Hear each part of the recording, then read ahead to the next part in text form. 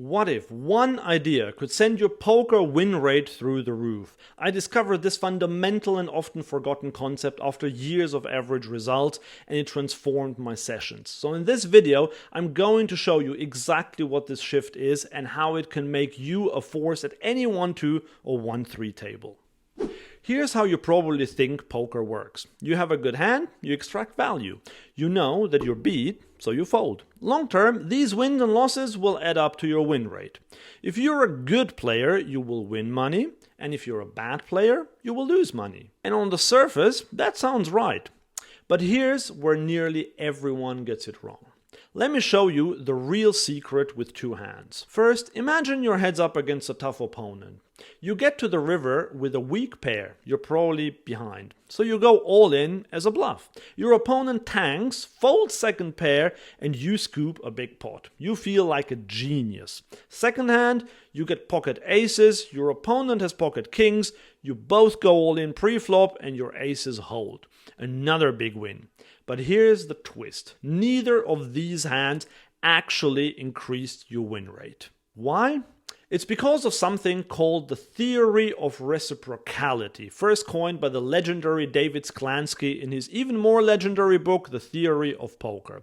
If you swapped cards and seats with your opponent, would you both make the same decisions? If yes, then long term, nobody gains, because you'd both play the hand the same way if the roles were reversed. So your poker profits don't come from winning big pots or pulling off a bluff. They come from the differences, from making better decisions than your opponents would if they were in your shoes.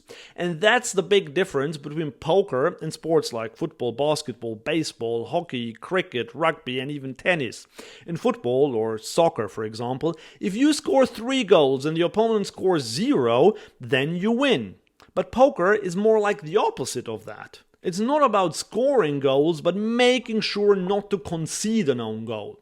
If you play well and everybody else also plays well, then you don't win any money. It's like a 0-0 draw in football. If you play absolutely perfectly, you will be at 0. If you make small mistakes, you'll be just under 0. If you make bigger mistakes, you'll be further down. Let's assume that you play perfectly. That's a game theory optimal strategy, or GTO. So if everybody else plays perfectly, you would not win anything. In fact, you would lose some money because you have to pay rake. But if your opponent's graph is down here, then the difference between these two lines would be your win rate.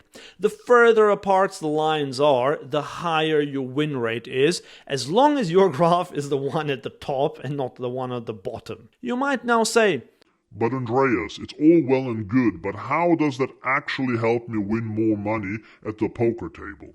Okay, so there is one further step that you have to understand. Let's illustrate it with 2 short example hands.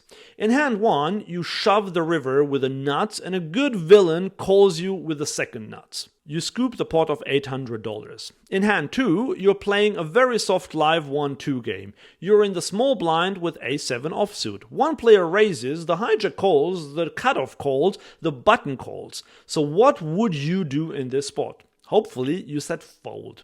And now the big question for you. In which of these 2 hands did you increase your win rate? It is the counterintuitive second hand. Because in hand 1, you had the nuts, villain had the second nuts. That was just the cooler. Had the positions and the cards been reversed, it would have been exactly the same outcome, just the other way around. But in hand 2, most bad players call here and get into trouble. But you folded because you know it's a losing spot. That's a win. You just made a better decision than your opponents would have in your seat. It sounds boring, but that's where your real profit comes from. But you still have to stop making the 3 big mistakes that most ambitious live low-stakes players make. To find out what they are and how to fix them, watch this video next.